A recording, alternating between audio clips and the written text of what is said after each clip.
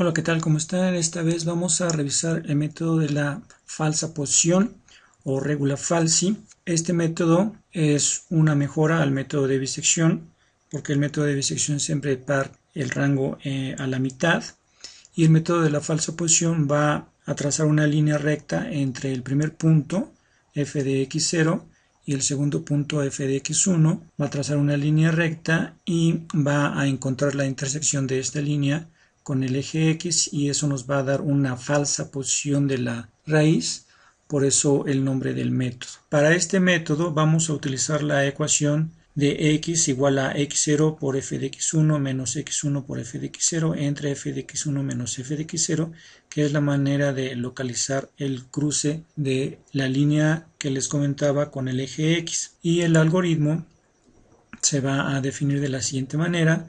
Vamos a escoger dos valores iniciales, x0 y x1, y vamos a verificar que estos dos puntos crucen el eje X de f de x1 y f de x0. Vamos a verificar el cruce multiplicando estos dos valores. Si esto es menor que 0, quiere decir que sí cruzan el eje X, siempre y cuando sea continua la función en este rango x0 y x1. Ya que se verificó ese cruce, entonces vamos a continuar con el proceso iterativo, donde vamos a calcular x con la ecuación que ya revisamos, y vamos a verificar en cuál de los dos subintervalos se encuentra la raíz. Si es en el primer subintervalo, entonces nos daría f de x0 por f de x menor que 0, y en ese caso hacemos el cambio de variable como x1 va a ser nuestra x, que es donde cruza el eje X, y si no, pues vamos a hacer x0 a x.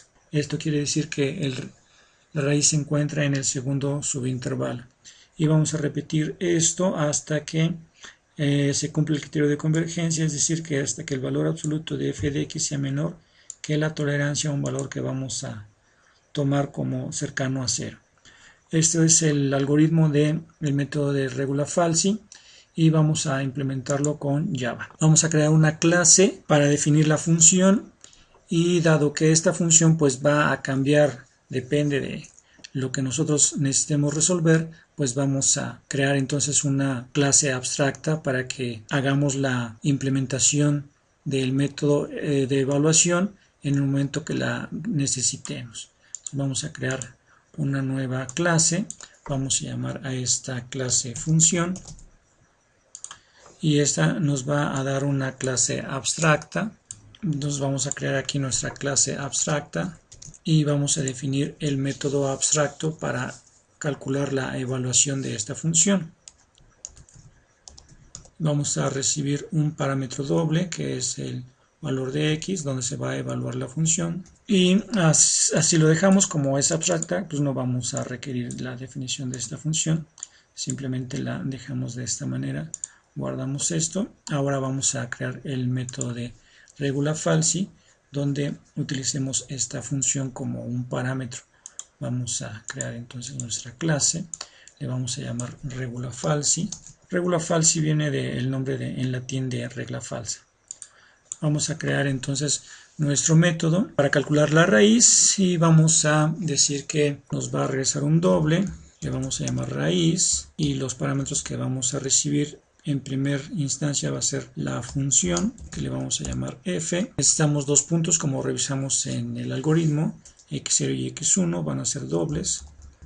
Vamos a entrar también el número máximo de iteraciones que vamos a permitir, el cual estamos llamando n, y vamos a también obtener el error permitido, que le vamos a llamar error. Con estos son los parámetros que requerimos para nuestro método de raíz, y vamos a hacer aquí lo siguiente. Vamos a declarar una variable doble que se llame r, la cual vamos a retornar cuando localicemos la raíz. De inicio vamos a darle un valor de not a number.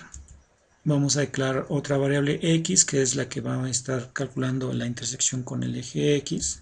Vamos a darle un valor inicial que va a ser mi x0, y vamos a declarar otra variable que esté contando los ciclos, le vamos a llamar k, la vamos a inicializar con 0. Ahora vamos a crear nuestro ciclo repetitivo con un while, que va a estar revisando que se cumple el criterio de convergencia, que ya habíamos revisado, que va a ser el valor absoluto de la función evaluada en x. Esto es por un lado, y por otro lado vamos a revisar que este valor absoluto, mientras sea mayor que el error permitido, pues va a estar iterando nuestro método. Y por otro lado vamos a verificar también que k, que es el número que es la variable que cuenta los ciclos, sea menor que n, que es el número de ciclos permitido. Ahora en nuestro ciclo repetitivo vamos a estar calculando x, como ya lo hemos revisado en el algoritmo. X va a ser esta ecuación, x0 por f de x1 menos x1 por f de x0 entre f de x1 menos x0. Esto lo vamos a calcular para x y vamos a obtener este resultado, que es el cruce con el eje x. Vamos a colocarlo aquí. Como ven, es x0 por la función evaluada en x1 menos x1 por la función evaluada en x0. Todo esto lo tenemos que encerrar entre paréntesis. Toda esta diferencia lo dividimos entre esta otra diferencia, la función evaluada en x1 menos la función evaluada en x0.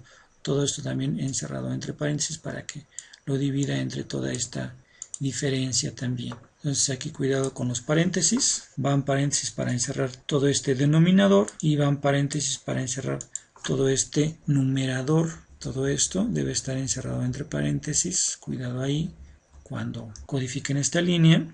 Todo esto va encerrado entre paréntesis, que es el numerador, y todo esto va encerrado entre paréntesis, que es el denominador. Es el cálculo de x.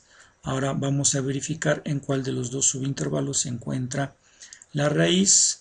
Para eso vamos a verificar que si la función evaluada en x0 por la función evaluada en x1, perdón, en x, si esta multiplicación es menor que 0, quiere decir que se encuentra en el primer subintervalo. Entonces vamos a hacer que x1 sea igual con x. Si no, vamos a hacer el otro cambio de variable de x0 igual con x. Esto quiere decir que se encuentra en el segundo subintervalo. Vamos a incrementar el número de ciclos que se están contando y con esto terminamos nuestro ciclo while. Ahora, saliendo de ese ciclo while, puede ser por dos razones. Una es que se haya cumplido el criterio de convergencia y otra es que se haya cumplido el número máximo de iteraciones. Vamos a verificar esa condición con este if. Si k es menor que n, quiere decir que estamos dentro de los ciclos permitidos. Por lo tanto, r, que es el valor que vamos a retornar, va a ser igual con x, que es el valor que estuvimos iterando. Después de esto vamos a retornar el valor de r. Si r fue asignada por x, nos va a devolver la raíz. Si r no fue asignada por x, quiere decir que se llegó al número máximo de iteraciones y no logró la convergencia. Por lo tanto, se va a quedar con el valor inicial, que es not a number. Esto nos va a indicar que no logró la convergencia. Este es el método de regula falsi. Ahora vamos a crear otra clase para testear el método de regula falsi. Esto lo hacemos para que no quede la prueba dentro de esta misma clase, sino más bien que otra clase la utilice. Vamos a crear entonces aquí otra clase, la cual vamos a nombrar como regula falsi test. Y aquí es donde vamos a crear nuestro método main que haga uso de esta clase. Aquí vamos a crear nuestro método principal y vamos a primero a crear nuestra función para dar la definición y después el método de regula falsi. Entonces vamos a crear una función que le vamos a llamar f, el cual va a ser una instancia de función.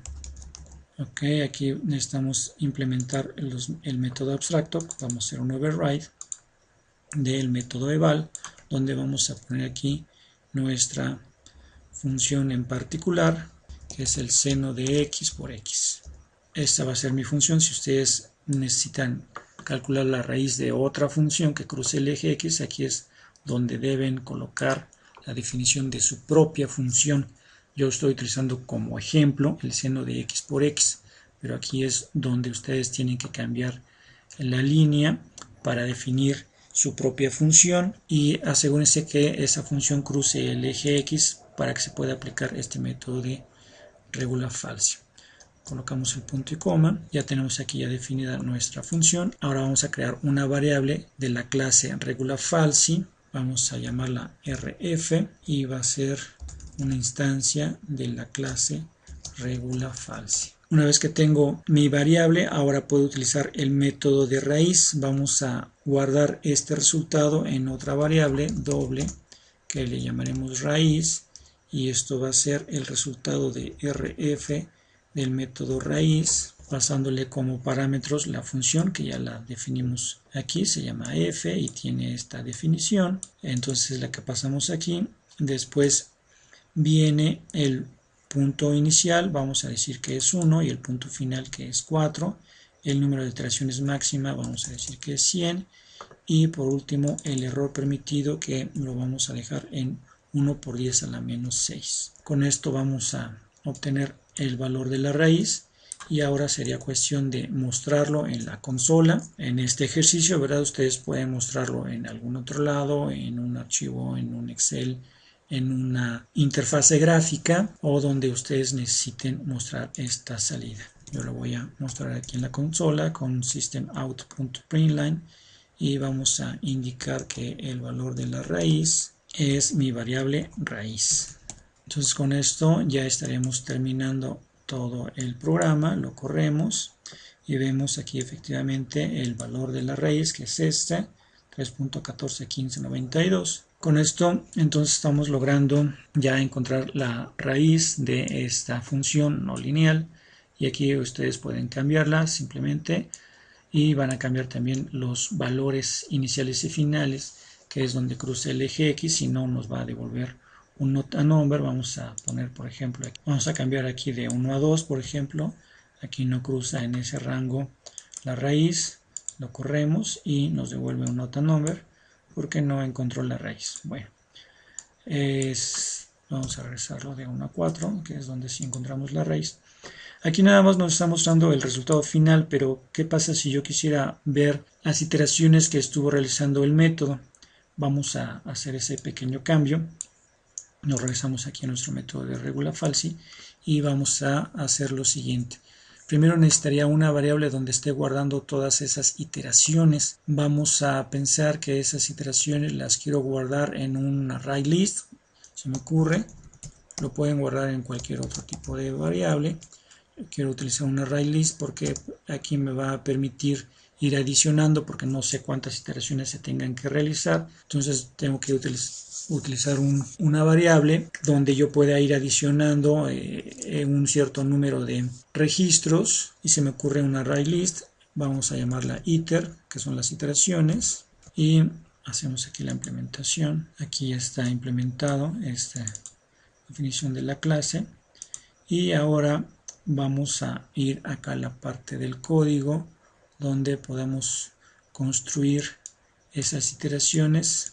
Se me ocurre ingresar ahí un string, vamos a llamarle i. En este string vamos a decir que tiene un encabezado para que sepamos de qué se trata cada uno de los valores que estemos ingresando ahí.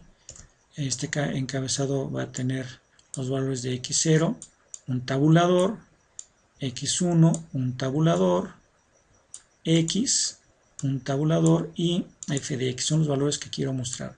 Ustedes aquí podrán poner otros valores que quieran mostrar en las iteraciones, pero pues son principalmente estos, ¿no? Que los valores que va tomando x0, x1, x y f de x.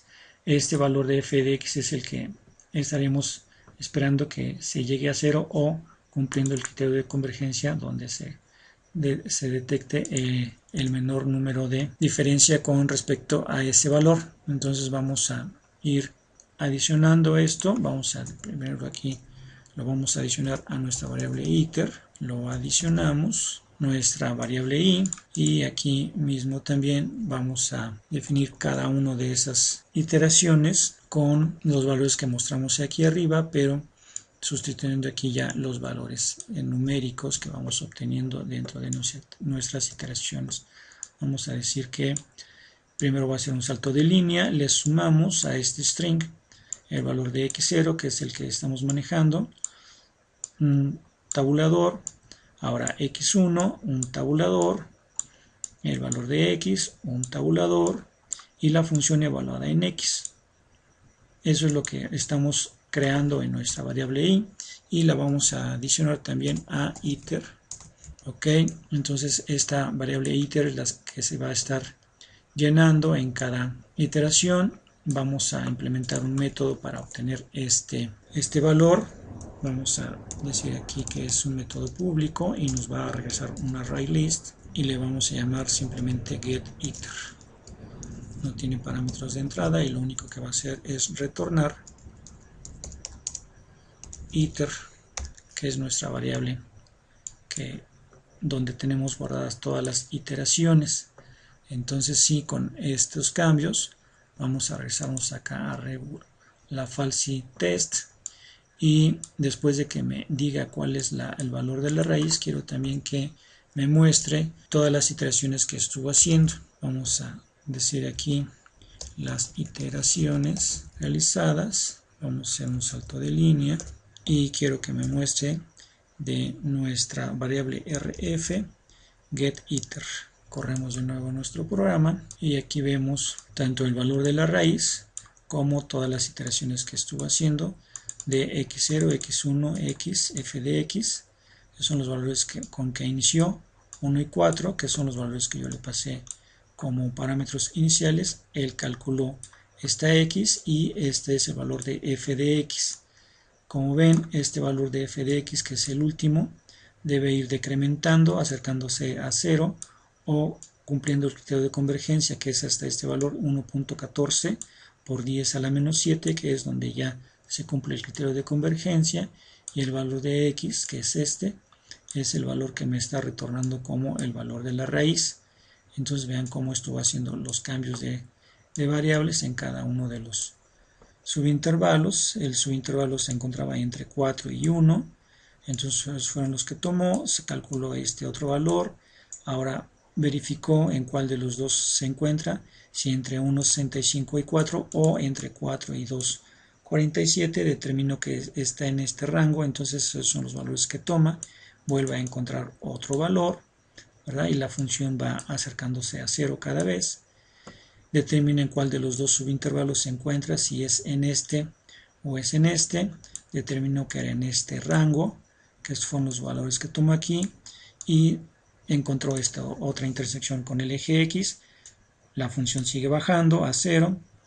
El subintervalo ahora está entre 3.12 y 4. Calcula este nuevo valor de X. La función sigue bajando. La raíz se encuentra en el segundo subintervalo de 4 a 3.1392. Vuelve a calcular el valor de x, el valor de f de x sigue bajando porque ahora es por 10 a la menos 4 y así continúan las iteraciones hasta llegar al último valor. Bueno, pues eso es todo lo que les quería mostrar para el método de regula falsi. Espero que les sea de utilidad y espero que me sigan en los demás métodos con todos los lenguajes. Hasta luego.